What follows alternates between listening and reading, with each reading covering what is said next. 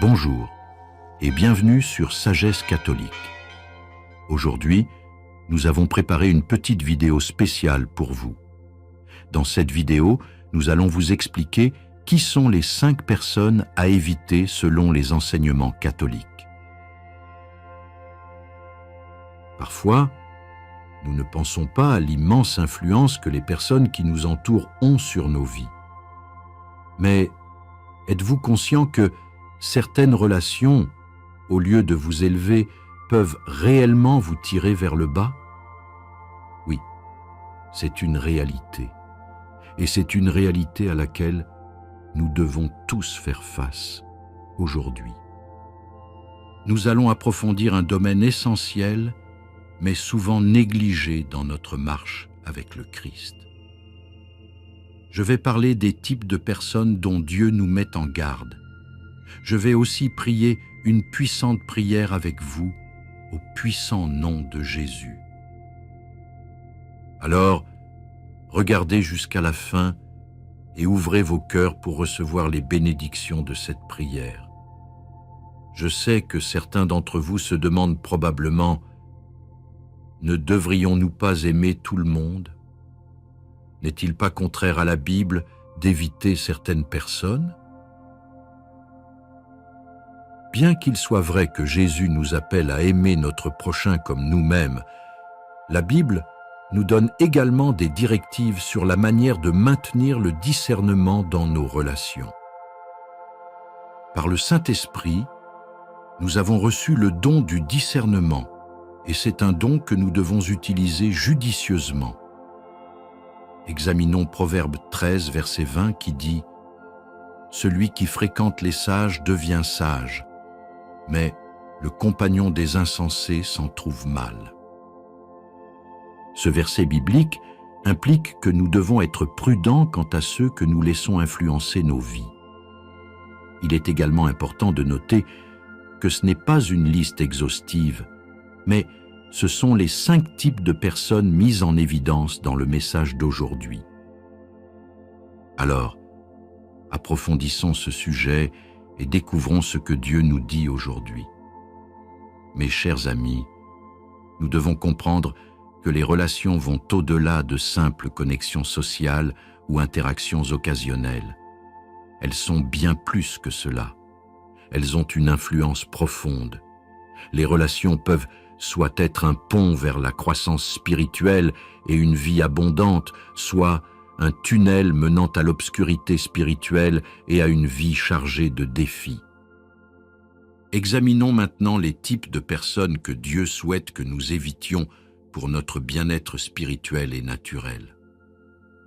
En premier lieu, le colporteur. De qui s'agit-il? Le colporteur est une personne qui se nourrit de la diffusion d'informations non vérifiées, menant souvent à des malentendus et des conflits. Ces paroles peuvent s'apparenter à un feu de forêt, se propageant rapidement et causant des divisions au sein des communautés ainsi qu'entre amis et en famille. En somme, le colporteur est celui qui sème souvent la discorde là où l'unité devrait régner. La Bible nous dit dans Proverbe 16, 28 qu'un homme malhonnête sème la discorde et qu'un chuchoteur sépare les amis proches. Vous pourriez penser que les ragots ne sont que des paroles, n'est-ce pas? Je veux dire, ce n'est pas comme si je faisais du mal physiquement à quelqu'un. Mais comprenons bien. La Bible compare le colportage de ragots à la propagation de la discorde. Cette discorde entraîne la division, provoque des ruptures relationnelles et peut parfois même déclencher des conflits majeurs. Et souvenez-vous que la langue est une arme puissante qui peut détruire des communautés. Elle a la capacité de construire ou de détruire, d'apporter la guérison ou d'infliger de la douleur. Et ce sont souvent les chuchotements subtils et les rumeurs non vérifiées qui causent les plus profondes ruptures et les dommages durables. Pouvez-vous imaginer qu'une chose aussi insignifiante que des ragots puisse avoir des conséquences aussi catastrophiques? Cela ne doit pas être pris à la légère. Ainsi, lorsque nous participons à des ragots ou même lorsque nous les écoutons, nous faisons exactement ce que l'ennemi veut. Nous agitons le pot de la confusion et de la discorde. Allons plus loin. Non seulement les ragots créent de la discorde, mais ils séparent aussi les amis proches, comme le dit la Bible, et c'est significatif. Les ragots peuvent rompre des liens profonds construits sur des années, voire des décennies. Pourquoi Dieu souhaiterait-il que nous soyons impliqués dans ce qui brise les relations qu'il désire voir fleurir? La réponse est simple. Il ne le souhaiterait pas. Car notre Seigneur est un Dieu de cohésion et d'amour profond. Si nous sommes là à colporter des ragots, nous allons à l'encontre de cette prière, nous allons à l'encontre du plan divin de Dieu pour son peuple. Alors, que devrions-nous faire? La première étape est de reconnaître le problème. Si vous vous trouvez dans des environnements propices aux ragots, que ce soit un groupe d'amis, une réunion particulière ou même un espace virtuel, prenez du recul et évaluez la situation. Vous pouvez le faire en observant la nature des conversations, en comprenant votre rôle au sein de celles-ci et en déterminant si elles sont en accord avec vos valeurs et votre croissance spirituelle. La deuxième étape est l'action corrective. Cela pourrait être aussi simple que de changer de sujet ou aussi difficile que d'avoir une confrontation. Cela va être inconfortable. Oui. Mais souvenez-vous qu'en tant que chrétiens, nous ne sommes pas appelés à être à l'aise, mais à être lumière et sel dans le monde. La lumière dissipe les ténèbres et le sel préserve. En refusant de participer au ragot, nous préservons l'intégrité de nos communautés et dissipons les ténèbres de la division. Alors, prochaine fois que vous vous retrouvez dans une conversation chargée de ragots, souvenez-vous de ce qui est en jeu, l'unité du corps du Christ et l'intégrité de vos relations. Prenez rapidement des mesures, soit en orientant la conversation dans une direction plus positive, soit en vous en écartant complètement. Il vaut mieux être un artisan de paix qui éteint les feux potentiels que quelqu'un qui les allume. Deuxièmement, le faux enseignant. À qui faisons-nous référence lorsque nous parlons du faux enseignant? La nature de ces individus est faite de tromperies et de distorsions. Ce sont des personnes qui, sciemment ou par ignorance, présentent une version de la vérité qui s'écarte des enseignements authentiques de la parole de Dieu. Leurs messages peuvent être saupoudrés d'éléments de vérité, les rendant convaincants au premier abord. Mais au fond, ils déforment et induisent en erreur. Le danger ici est que ces enseignements, lorsqu'ils sont acceptés sans discernement, peuvent égarer les croyants, les éloignant du chemin de la croissance spirituelle authentique. Nous devons donc être vraiment prudents à ce sujet. 2 Pierre 2, verset 1, nous met en garde. Mais il y a eu aussi de faux prophètes parmi le peuple, comme il y aura aussi parmi vous de faux docteurs qui introduiront secrètement des hérésies destructrices. Avez-vous entendu cela? La Bible ne dit pas seulement que les faux enseignants existent, elle dit qu'ils introduiront secrètement des hérésies destructrices. Secrètement signifie que vous pourriez ne pas les reconnaître immédiatement. Et destructrices nous dit que ce ne sont pas des erreurs inoffensives, mais qu'elles ont le pouvoir de détruire votre foi, votre vision de Dieu et votre destin éternel. Imaginez être sur un navire et que quelqu'un perce des trous à la base. Vous ne le remarquerez peut-être pas tout de suite, mais le navire coulera. Les faux enseignants agissent ainsi, affaiblissant notre foi. Ils mélangent souvent vérité et erreur, rendant la distinction difficile. Une once de fausseté peut corrompre une doctrine entière. Il est essentiel d'être discernant, de connaître profondément la parole de Dieu et de chercher la guidance du Saint-Esprit. La Bible est notre référence, constante et immuable. Les faux enseignants peuvent non seulement vous égarer, mais aussi influencer d'autres à travers vous. Il est crucial de faire preuve de prudence dans nos écoutes et acceptations. Premièrement, vous devez être enraciné dans la parole de Dieu. Faites-en une pratique quotidienne de lire et de méditer les Écritures. Deuxièmement, accueillez le Saint-Esprit dans votre vie, cherchant sa guidance et son discernement. Troisièmement, ne vous laissez pas influencer par l'éloquence ou le charisme. Évaluez le contenu, pas le contenant. Troisièmement, le moqueur. À qui faisons-nous référence lorsque nous parlons du moqueur? Un moqueur est quelqu'un qui se moque, ridiculise ou rejette quelque chose qu'il juge sans importance ou non pertinent. Dans le contexte de notre foi, les moqueurs sont ceux qui dénigrent les principes et les enseignements du christianisme. Ils abordent souvent les questions spirituelles avec scepticisme, doute ou pure moquerie. Dans Proverbe 9, verset 8, la Bible nous conseille « Ne reprends pas le moqueur, de peur qu'il ne te haïsse, reprends le sage, et il t'aimera. » Vous pourriez demander « Pourquoi ne devrions-nous pas reprendre un moqueur? N'est-ce pas notre devoir de corriger et de guider ?» La réponse se trouve dans la partie suivante. « Il te haïra », comme je l'ai mentionné précédemment. Un moqueur n'est pas intéressé par la sagesse ou la correction. Il ou elle est plus intéressé par le fait de démolir ce que vous défendez. En fait, l'essence même de la moquerie est de minimiser quelque chose de sérieux ou de sacré.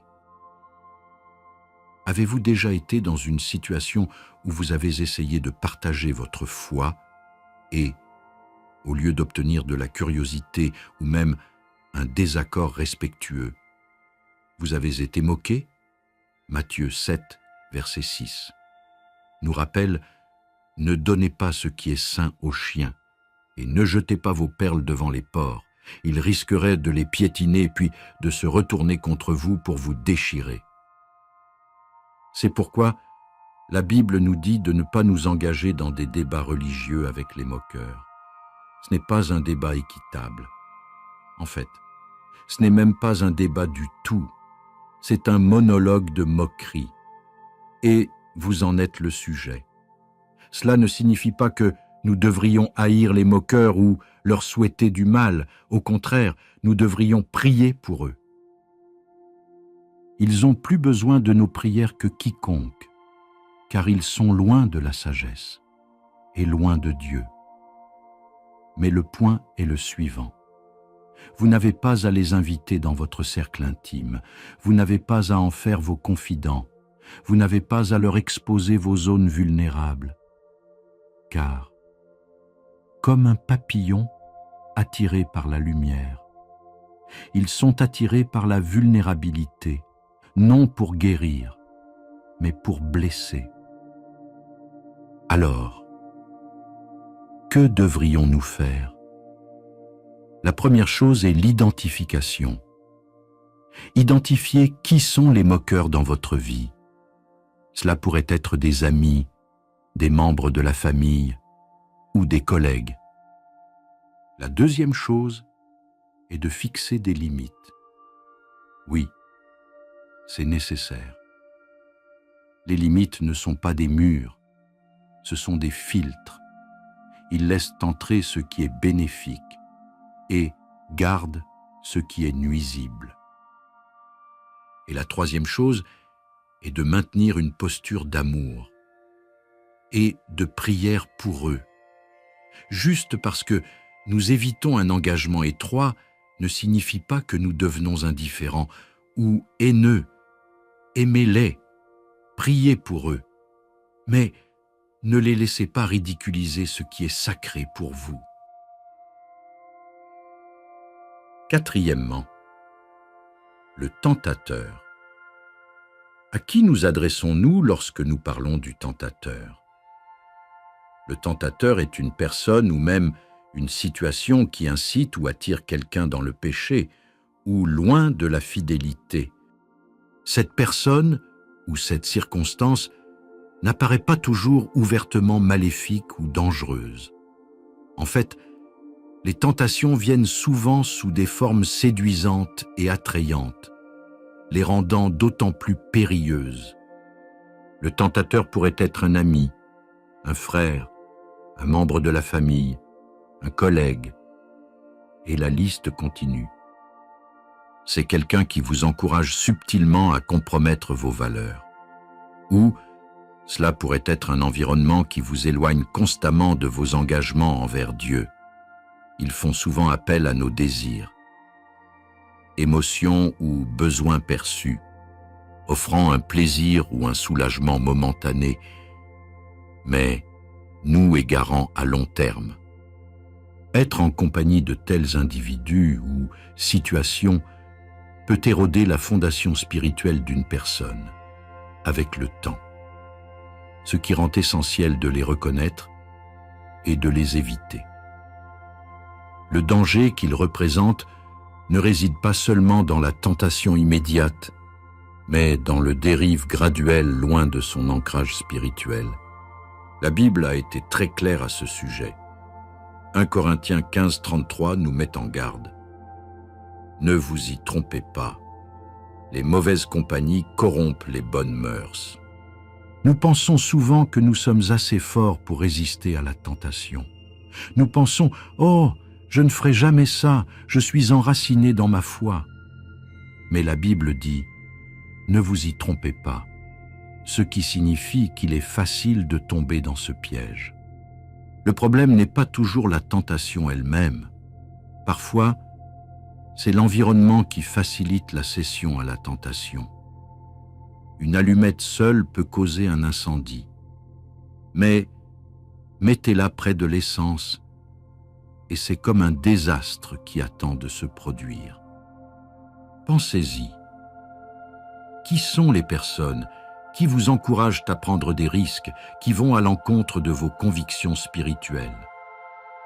Cela pourrait être aussi apparemment inoffensif que de sauter l'église pour aller à un événement plus divertissant, ou aussi significatif que de s'engager dans un comportement contraire à l'éthique ou immoral. Il n'est pas nécessaire que ce soit une confrontation dramatique entre le bien et le mal. Numéro 5. L'individu égocentrique. Il semble inoffensif, n'est-ce pas? Eh bien, découvrons pourquoi nous devrions éviter des personnes comme ça. L'individu égocentrique est quelqu'un dont le principal intérêt est lui-même, souvent au détriment des autres. Ses actions, décisions et même conversations tournent principalement autour de ses propres intérêts, désirs et besoins. Bien qu'il soit naturel pour tout le monde d'avoir des moments d'égocentrisme, l'individu égocentrique privilégie constamment ses propres besoins au détriment des autres, laissant souvent ceux qui l'entourent se sentir sous-estimés ou négligés. Philippiens 2, verset 4, nous instruit que chacun de vous ne regarde pas seulement à ses propres intérêts, mais aussi à ceux des autres. C'est l'essence de la communauté chrétienne, soutien mutuel, encouragement mutuel et croissance mutuelle. Mais un individu égocentrique est en net contraste avec l'essence de la communauté. Une relation avec une telle personne est comme une rue à sens unique. Tout coule dans une seule direction. Et cette direction est orientée uniquement vers elle-même. Vos besoins, vos intérêts et votre croissance sont secondaires, voire même sans importance pour eux. Cela peut être épuisant. Les drains émotionnels et spirituels sont réels et peuvent vous laisser épuisés et angoissés. Certains d'entre nous pourraient être dans des relations où le déséquilibre n'est pas flagrant, mais il est là.